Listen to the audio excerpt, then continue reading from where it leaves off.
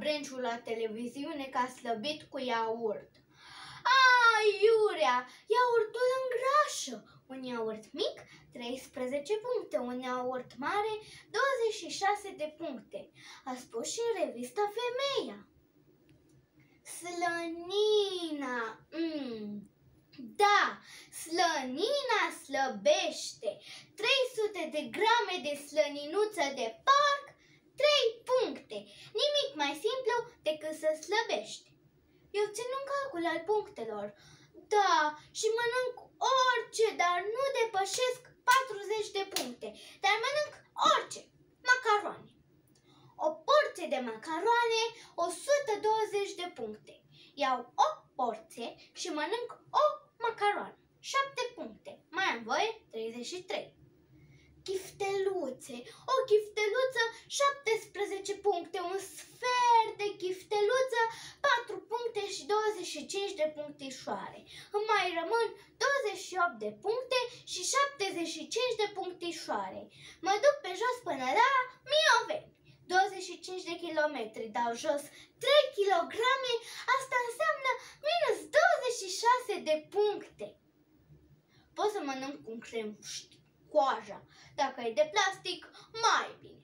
Minus 4 puncte. Iau un ceai, fără zahăr, și o iahnie, fără fasole, dar cu muștar, minus 6 puncte. Asta înseamnă că i-am păcălit. Sunt ca la început. Am voie 40 de puncte. Pot să fac un șnițel vienez, dar fără carne, fără pezmet și fără ou. Din morcovi are și vitamină, are și săruri minerale. Dacă ar avea și gust, pentru gust iau un grapefruit cu sare și 2 savarine, fără frișcă. 24 de puncte. Mănânc numai o savarină. Asta înseamnă că mi-a rămas numai de la o savarină 12 puncte. Iau și o bomboană. 90 de puncte! Trebuie să mă duc pe jos până la Baia Mare, dar ce-s nebună! Iau o bomboană de ciocolată umplută cu vișină și mănânc numai sâmburele și completez cu un spanac, cu ochiuri. Dar nu 2, 16 ochiuri, 8 pe față, 8 pe dos. Datorită efortului câștig puncte și pot să mănânc o felie de cozonac cu stafide.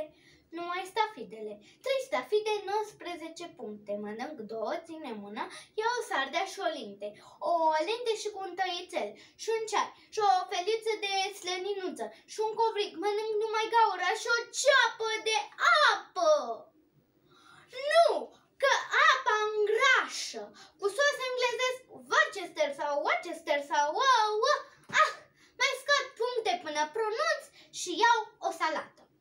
Cu ouă, roșii, de-alea de lemn, nu de lemn, de fier, de oțel, de fontă, de beton armat să mor, să crap, că nu mai pot, de foame.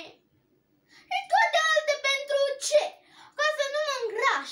Ei, și ce dacă să mă îngraș?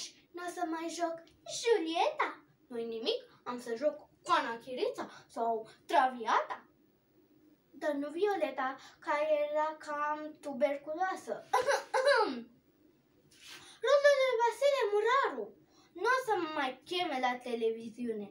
Dar ce? Ca să spun prostiile alea la varietăți, trebuie să fiu slabă?